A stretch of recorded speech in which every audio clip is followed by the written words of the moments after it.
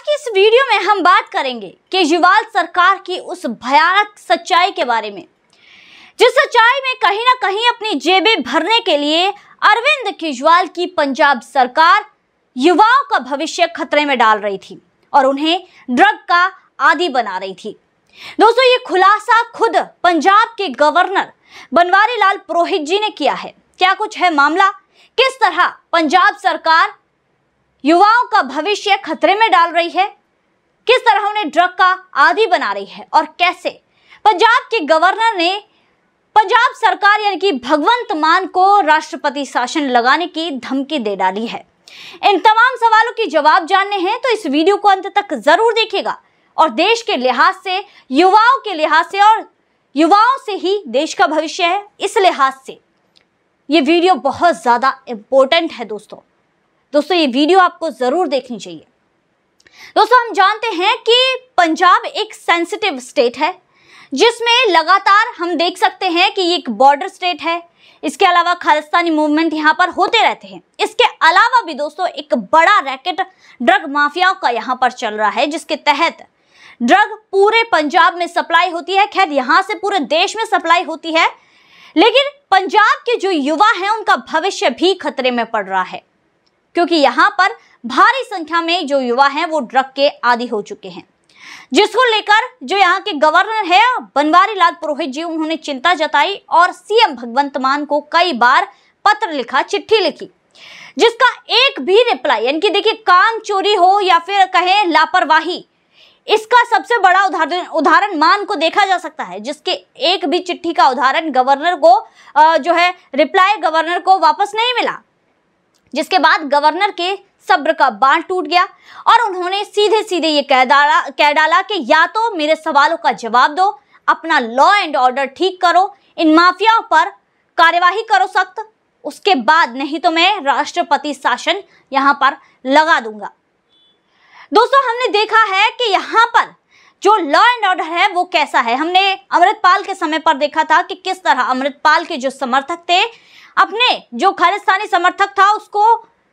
थाने से छुड़वा कर यानी कि थाने पर हमला करके वहां से छुड़वा कर लेके चले गए थे। पुलिस वालों पर भी हमला किया गया था, जिसमें लॉ एंड ऑर्डर हम पंजाब का अभी कुछ महीने पहले देख चुके हैं। वहीं अब इस तरह से ड्रग माफिया भी अपने पैर पसार रहे हैं और पंजाब के युवाओं का भविष्य खतरे में डाल रहे हैं। दोस्तों, आगे हम ये भी बात करेंगे कि किस तरह इसमें सीएम यानी कि जो पंजाब सरकार है उसका बहुत बड़ा हाथ है। दोस्तों, आपको बता दूं, गवर्नर को पूरा अधिकार है आर्टिकल 167 कॉन्स्टिट्यूशन के तहत कि वो जिस राज्य में तैनात हैं, यहाँ पर जिस राज्य में काम कर रहे हैं, उस राज्य की सरकार से किसी भी तरह के सवाल पूछ सकते हैं और कोई भी इंफॉर्मेशन ले सकते हैं, जिसमें 167B के तहत ये भी प्रावधान है कि अगर सीएम या फिर कोई भी जिससे भी सवाल पूछे गए हैं वो रिप्लाई नहीं कर रहा है तो आर्टिकल 356 कॉन्स्टिट्यूशन के तहत यहाँ पर गवर्नर जो है प्रेसिडेंट को सीधे रिकमेंडेशन भेज सकते हैं कि यहाँ पर आप राष्ट्रपति शासन लगा दीजिए, जिसमें यहाँ पर भगवंत मान को धमकी दे डाली है यहाँ के जो गवर्नर हैं बनवारी लाल पुरोहित जी ने। उन्होंने दोस्तों ये बहुत ही ज्यादा सेंसिटिव मुद्दा है और इस पर भी जो भगवंत मान है उन्होंने गवर्नर को रिप्लाई नहीं दिए। देश के लिहाज से देखा जाए, देखिए जिस तरह से आम आदमी पार्टी के काले चिट्ठे एक के बाद एक खुल रहे हैं, उसमें यहाँ पर एक और जुड़ गया है, क्योंकि हमने देखा था कि दिल्ली में किस तरह एक लिकर जो स्कैम हुआ था यानी कि जो आबकारी नीति में घोटाला हुआ था, वैसा ही कुछ यहाँ पर भी हुआ था। और मैं कह रही थी ना कि सीएम भगवंत मान की सरकार यानी कि आम आदमी पार्टी की सरकार का बड़ा हाथ है यहाँ के युवाओं के भविष्य को खतरे में डालने और नशे की आदत डालने में, क्योंकि दोस्तों यहाँ पर जो ये माना गया, ये जो जांच हुई है, इसके अलावा जो रिकॉर्ड्स निकल कर आए हैं वो वाकई डरा देने वाले हैं कि किसी राज्य की सरकार वहीं के युवाओं का भविष्य खराब कर रही है। क्योंकि यहाँ पर जो देखा गया है कि अपने आप को फायदा पहुंचाने के लिए, अपने जो सरकार है उसको फायदा पहुंचाने के लिए यहाँ पर जो सरकारी शराब की दुकानें हैं और सरकारी जो केमिस्ट हैं उन पर भी ड्रग्स इजीली अवेलेबल कराई जा रही है। इसलिए युवाओं के लिए इजी है कि वो यहाँ पर जाकर ड्रग को अपने पास ले यानी कि ड्रग लें और यहाँ पर वो ड्रग का सेवन करें। दोस्तों रिकॉर्ड जो निकल कर सामने आए हैं वो वाकई डरा देने वाले हैं। पंजाब की 20 से 30% जो जनसंख्या है, जो लोग हैं, जो युवा हैं, वो ड्रग के आदी हो चुके हैं और इस और जो युवा हैं वो आगे बढ़ रहे हैं। आपको बता दो, यहाँ के जो गांव वाले थे, यानी कि पंजाब में गांव-गांव, शहर हर जगह ड्रग के रैकेट इस तरह पनप रहे हैं, इस तरह बढ़ रहे हैं कि यहाँ पर जो गांव वाले थे उन्होंने अपने बच्चों के भविष्य को सिक्योर करने के लिए अपने ही यहाँ पर कमेटी बना डाली कि ये लोग देखरेख करेंगे कि कोई बच्चा ड्रग की तरफ तो नहीं जा रहा, कोई बच्चा इस तरह का नशा तो नहीं कर रहा, जिसमें यहाँ पर लगातार ऐसी चीजें बढ़ रही है। और देखिए, एक तरह से देखा जाए तो ये जो पंजाब में एड्स के मामले बढ़े हैं वो इसीलिए बढ़े हैं क्योंकि यहाँ पर जो ड्रग लिया जाता है, देखिए इंजेक्शन के थ्रू ड्रग लिया जाता है, एक दूसरे के इंजेक्शन यूज किए जाते हैं, जिसकी वजह से एड्स भी अपने पैर यहाँ पर पसार रहा है और पंजाब को अपनी चपेट में ले रहा है।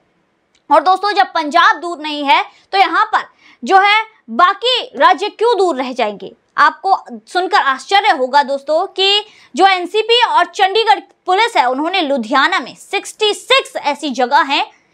जो सरकार अधिकृत थी और जहां पर खुलेआम ड्रग बेचे जा रहे थे, उन्हें सील किया है। दोस्तों, ये वाकई डरा देने वाले और भयानक ऐसे नतीजे निकलकर सामने आ रहे हैं, ऐसे रिकॉर्ड निकलकर सामने आ रहे हैं जो सोचने पर मजबूर कर देते हैं कि अगर देश में जो ये राज्य सरकार है यही बच्चों के भविष्य की चिंता नहीं करेगी, बच्चों को इस तरह अंधेरे में धकेलेगी, तो बाकी लोग क्यों नहीं करेंगे? दोस्तों, यहाँ पर पंजाब में और इसके अलावा दिल्ली में जो आम आदमी पार्टी की सरकार है उनका सेम रुख है, क्योंकि भाई जो पार्टी है वो तो उसी व्यक्ति की है जो दिल्ली में बैठकर पंजाब में भी निर्देश दे रहा है कहीं ना कहीं, अरविंद केजरीवाल की पार्टी, आम आदमी पार्टी। तो जिस तरह की हरकतें ये दिल्ली में करते हैं वैसे ही पंजाब में भी करते हैं। दिल्ली में दोस्तों यहाँ पर गवर्नर ने खुद खुलासे किए। यहाँ पर देखिए, ये जो आरोप लगा देते हैं, यहाँ पर ये आरोप लगाते हैं, जैसे अरविंद केजरीवाल दिल्ली में लगाते हैं कि एलजी हमें काम नहीं करने दे रहे, वैसे ही सीएम भगवंत मान भी गवर्नर के ऊपर आरोप लगाते रहते हैं। दोस्तों, आपको बता दूं कि जो यूनियन टेरिटरी है वहां पर लेफ्टिनेंट गवर्नर होते हैं और इसके अलावा जो फुल स्टेट है उनमें जो है गवर्नर होते हैं। दोनों का काम से ही दोनों केंद्र सरकार को ही सूचना देते हैं, केंद्र सरकार को ही रिपोर्ट करते हैं। वहीं दोस्तों दूसरी तरफ यहाँ पर पंजाब सरकार है वो गवर्नर पर आरोप लगाती है। ये दोनों सिमिलरिटीज हैं क्योंकि एक ही व्यक्ति की सरकार, एक ही पार्टी की सरकार दोनों स्टेट में है। खैर दोस्तों, यहाँ पर सिमिलरिटी एक और बता दूं, विधानसभा को भी उसी तरह इस्तेमाल किया जाता है जैसे कि अरविंद केजरीवाल दिल्ली में करते हैं। जो भी अपना प्रतिद्वंदी है, जिससे भी वो जलनखोरी रखते हैं, जो भी उन्हें अपने आगे, जो भी उनके आंख में खड़कता है, उसको धमकियां देने के लिए। तो गवर्नर ने सीएम भगवंत मान पर यह भी आरोप लगाया कि जो यहाँ पर 20 जून को इन्होंने जो विधानसभा सत्र बुलाया वो गवर्नर के मना करने के बावजूद बुलाया और उसके बाद गवर्नर के बारे में बहुत ही ज्यादा झूठी और अपमानजनक बातें की। यानी कि जिस काम में विधानसभा को अरविंद केजरीवाल लेते हैं, उसी काम में यहाँ पर पंजाब में भी सीएम भगवंत मान ने विधानसभा को ले लिया। और यही नहीं दोस्तों, फरवरी 28 को यहाँ पर जो